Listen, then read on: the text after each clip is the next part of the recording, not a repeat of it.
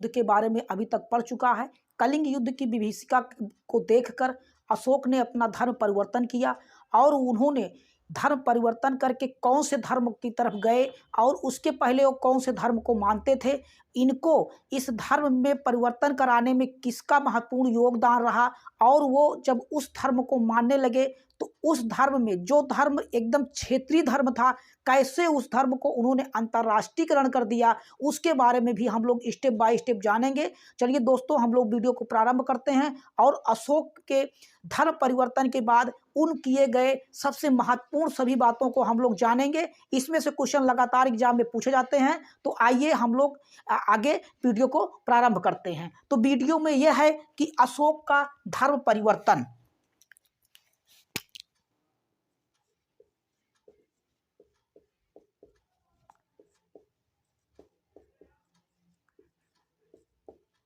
अशोक का धर्म परिवर्तन, इसके पहले वाले वीडियो में हमने आपको बताया है कि कलिंग युद्ध की भीषणता और उसके आतंक को देखकर, उसमें हुए नुकसान को देखकर अशोक एकदम द्रवित हो गया, और जब वह कलिंग युद्ध करके अपने राजमहल लौटता है तो वह एकदम दुखित रहने लगा, एकदम चिंतित रहने लगा, और जितने भी उसके कार्यकर्ता या काम करने लोग उसके पास आते थे तो वह उन्हें डांट कर बहिया देता था। तो अब उसने अपने ही राज्य में, ठीक है ना, अपने ही राज्य में अपने ही परिवार के एक सदस्य को एकदम शांत मुद्रा में उसने देखा। तो उनका क्या नाम था हम लोग देखते हैं, ठीक है ना वो। और इसके पहले अशोक कौन से धर्म को मानते थे अब हम लोग जानते हैं। तो अशोक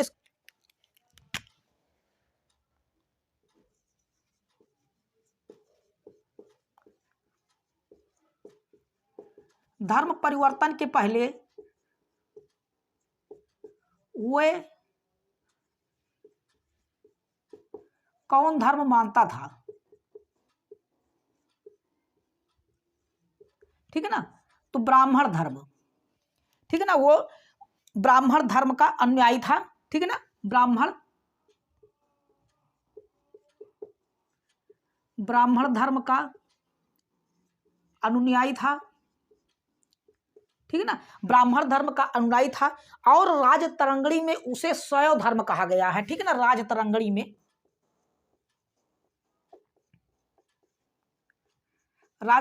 में उसे शैव धर्म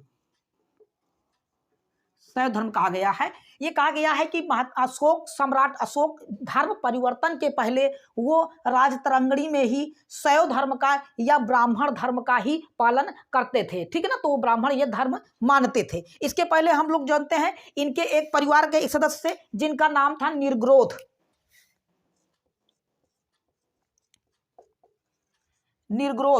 ठीक है ना, निर्ग्रोध था।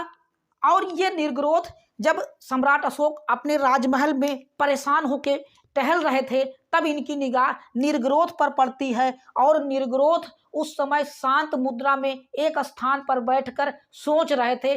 तब अशोक ने इनसे पूछा कि तुम इतने शांत क्यों हो। तब इन्होंने ही बौद्ध धर्म के प्रवचन के बारे में सम्राट अशोक को बताते हैं। तो ये निर्ग्रोध ने सम्राट अशोक को धर्म प्रवचन दिया।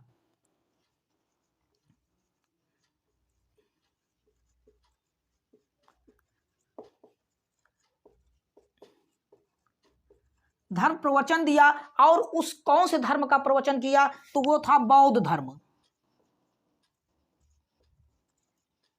ठीक है ना। तो ये बात आप ध्यान रखें, क्वेश्चन पूछा जाता है कि हम सम्राट अशोक को किसने बौद्ध धर्म में सम्मिलित किया, तो आप ध्यान दें निर्ग्रोध भी दिया जाता है। तो निर्ग्रोध ने केवल सम्राट अशोक के धर्म प्रवचन के करके बौद्ध धर्म के बारे में बताया था, ना कि उन्होंने बौद्ध धर्म में इनको शिक्षित किया था। इस बात का आप ध्यान रखें, ठीक है ना। तो आगे हम लोग और भी बातें जान लेते हैं, ऊपर वाले को मिटाते हैं। आप ये ध्यान दें वो पहले बौद्ध धर्म को ब्राह्मण धर्म को मानते थे, ठीक है ना। धर्म परिवर्तन सम्राट अशोक को धर्म परिवर्तन किसने कराया, ठीक है ना, बौद्ध धर्म में परिवर्तन हो गए वो। अब उसको भी हम लोग जान लेते हैं।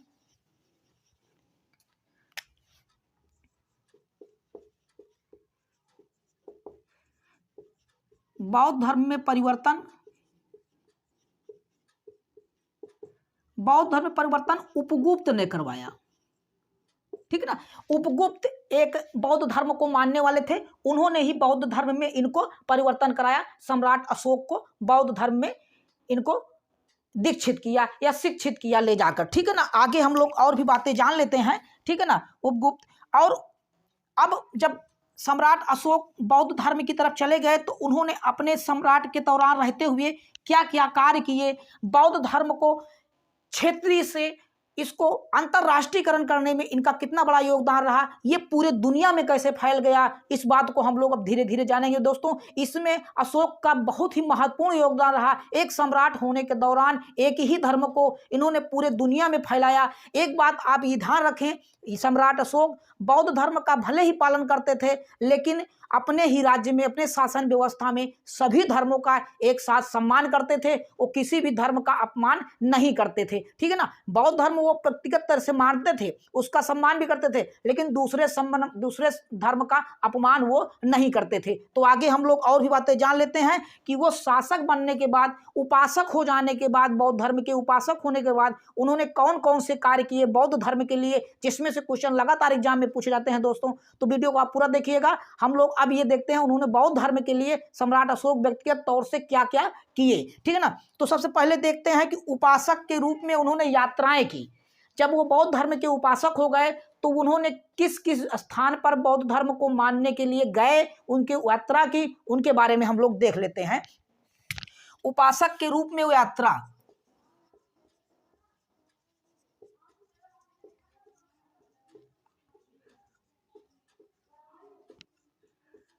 उपासक के रूप में यात्रा हम लोग देखेंगे कि वो कौन कौन से स्थान पर गए। तो सबसे पहला आप लिखें दोस्तों, सबसे पहला उन्होंने 10वें वर्ष, ठीक है ना, अपने राज्य अभिषेक के 10वें वर्ष या बौद्ध धर्म को मानने के बाद 10वें वर्ष वो कहाँ गए, 10वें वर्ष बोध गया पहुंचे।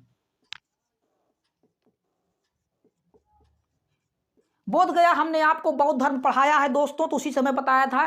बोध गया ही पहला एक स्थान था जहां पे सम्राट अशोक वहां पे पहुंचे, ठीक है ना। बोध गया में ही भगवान महात्मा बुद्ध को ज्ञान प्राप्त हुआ था। तो सबसे पहले अशोक इसी स्थान पर इसकी यात्रा 10वें वर्ष में करते हैं धर्म उपासक बनने के बाद। अब दूसरा हम लोग और देख लेते हैं दोस्तों। दूसरा क्या हो सकता है, अपने 12वें वर्ष वो निगाली सागर गए। 12वें वर्ष वो निगाली सागर,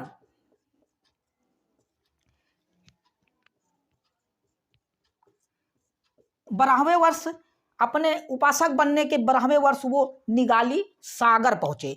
आगे हम लोग और भी बातें जान लेते हैं दोस्तों। ऊपर कभी हम लोग मिटाते हैं,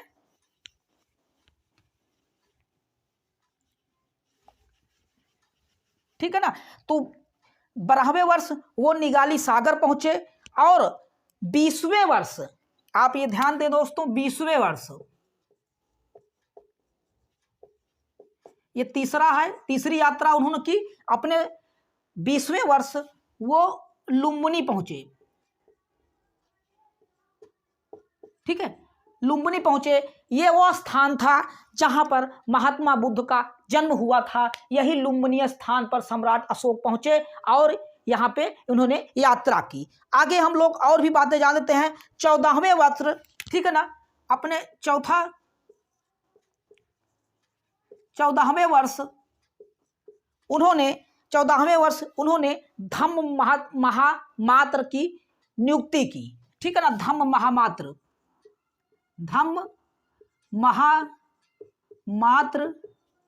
की नियुक्ति, ठीक ना। धम्म महामात्र वो थे जो इस धर्म का अपने जनता में, अपने लोगों के बीच में इसका प्रचार प्रसार किया करते थे और लोगों को इसकी महत्ता के बारे में, इसके मूल्य के बारे में, इनके सिद्धांत के बारे में और महात्मा बुद्ध के विचारों को ये धर्म महामात्र अशोक सम्राट के क्षेत्र में ये सारी चीजें बताया करते थे, ठीक है ना। आगे हम लोग और भी बातें जान लेते हैं दोस्तों।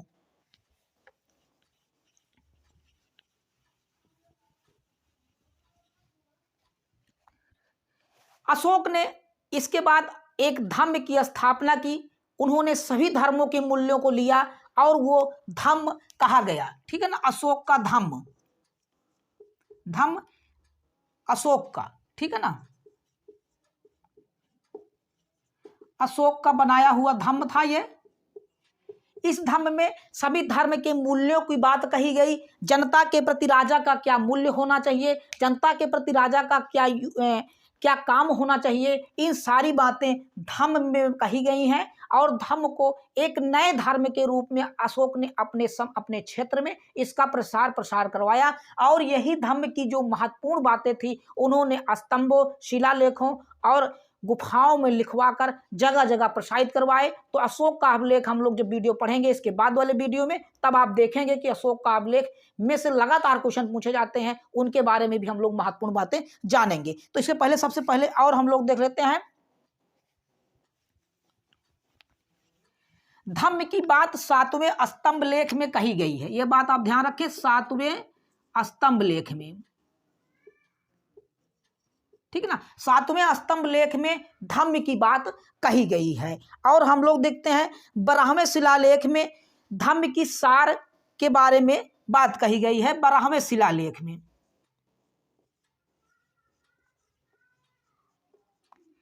12वें शिलालेख में धम्म का सार है, इसकी बात को भी उन्होंने 12वें शिलालेख में ये बात लिखी हुई है दोस्तों। तो ये आप ध्यान रखें, ये 12वें शिलालेख है, ठीक है ना, 12वें शिलालेख में ये बात उन्होंने कही है। अब धम्म और अशोक का इस धर्म को प्रचार प्रसार कराने में वो पूरे भारत नहीं पूरी दुनिया में महत्वपूर्ण लोगों को भेजा। अब आप इस देखेंगे कौन कौन लोग किस किस क्षेत्र में गए और कहाँ कहाँ पर उन्होंने इस धर्म की बातें, इसके मूल्य के बारे में, इनकी महत्वपूर्ण बातों को उन्होंने किस किस देश में बातों को फैलाई। और यह धर्म आज भी उस देशों में माना जाता है दोस्तों, इसकी बात हम लोग देख लेते हैं। अब हम लोग ऊपर वाले को मिटाते हैं, इस बात का आप ध्यान रखें। आगे हम लोग बातें जानते हैं कि उन्होंने कहाँ कहाँ किस किस देश में धर्म प्रचारक उन्होंने भेजे।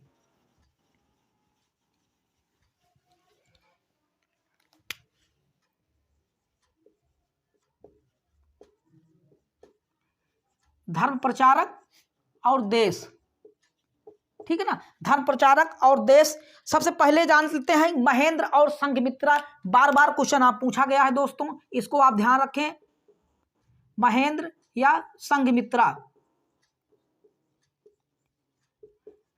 महेंद्र और संघमित्रा इनके पुत्र और पुत्री थे। इन्होंने श्रीलंका में जाकर इस बात को उन्होंने फैलाया, वहां पे इस धर्म को बताया, ठीक है ना। श्रीलंका गए महेंद्र और संघमित्रा।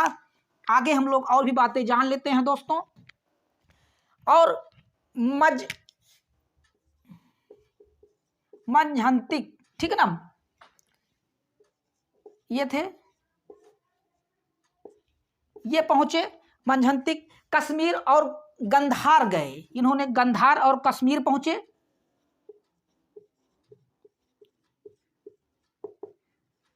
उत्तर भारत की तरफ कश्मीर और गंधार पहुंचे और मजहंतिक ने इस बातों को उन्होंने वहां पे फैलाया।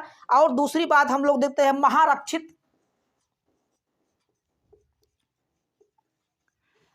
सबसे इंपॉर्टेंट है बात दोस्तों, महारक्षित यूनान गए, यूनानियों के बीच में इन्होंने इस बात को फैलाया। यूनान गए, इसलिए यह महत्वपूर्ण हो जाता है, ये यूनान गए, ठीक है ना, यूनान पहुंचे। और हम लोग और भी ये इसमें बहुत से लोग ऐसे थे जो भारत के ही क्षेत्रों में गए और उन्होंने इस धर्म का प्रचार प्रसार कराया। आगे हम लोग और भी बातें मान लेते हैं। बौद्ध धर्म अपनाने के बाद सम्राट अशोक ने तीसरी जैन बौद्ध संगीति का आयोजन करवाया, उसके बारे में भी हम लोग दोस्तों जान लेते हैं। इसके पहले हम लोग उन चीजों को समझ लेते हैं। तो आप इसको देख लें, 236 या 247 BC, ठीक है ना, 236 और 247 BC में सम्राट अशोक ने तीसरी बौद्ध संगीति का आयोजन करवाया और यह उनकी खुद की राजधानी पाटलिपुत्र में हुआ।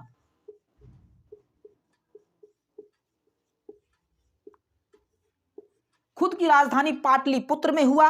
और इस समय के जो अध्यक्ष थे मोगलीपुत्र तिस थे, ठीक है ना, मोगलीपुत्र तिस थे।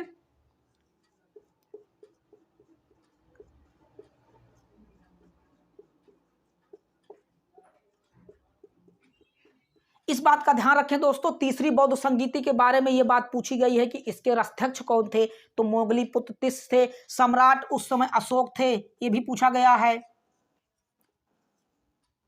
ये अध्यक्ष हो गए।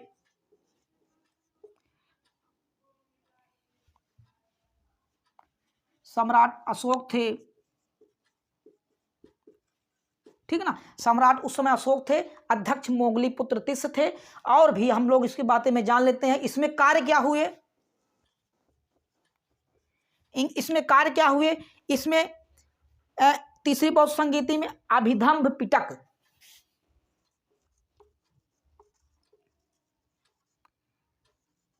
अभिधम्भ पिटक की रचना हुई, ठीक है ना। तो ये तीसरी बौद्ध संगीति में अभिधम्भ पिटक की रचना हुई। ये महत्वपूर्ण बातें थी। अशोक के धर्म परिवर्तन के बाद उन्होंने धर्म परिवर्तन को पूरे दुनिया में फैलाया और इस धर्म को बहुत ही ऊंचाइयों पर ले गए। तो ये सम्राट अशोक का बहुत बड़ा योगदान रहा दोस्तों। इसके बाद हम लोग अशोक के अभिलेख को पढ़ेंगे, और जिसमें से महत्वपूर्ण क्वेश्चन, कोई भी पेपर दोस्तों नहीं बचता है जिसमें से अशोक के अभिलेख से क्वेश्चन ना पूछे जाएं। तो आप अशोक का अभिलेख स्टेप बाय स्टेप क्या क्या महत्वपूर्ण थे उनके बारे में हम लोग देखेंगे। चैनल को आप सब्सक्राइब करें, लाइक कमेंट और शेयर करें। डिस्क्रिप्शन बॉक्स में इसके पहले के कलिंग के युद्ध के बारे में, चंद्रगुप्त मौर्य के बारे में, ये सारी वीडियो के लिंक आपको डाली गई हैं। आप उनको जाके देखें और अपने तैयारी को और भी अच्छा बनाएं। अगर आपको क्वेश्चन कोई पूछना है तो हमारे Telegram channel GS smart academy को आप ज्वाइन हो सकते हैं और वहां से आप क्वेश्चन पूछ सकते हैं। कोई भी क्वेश्चन होगा उसका जवाब यहां से आपको दिया जाएगा। ठीक है दोस्तों, आगे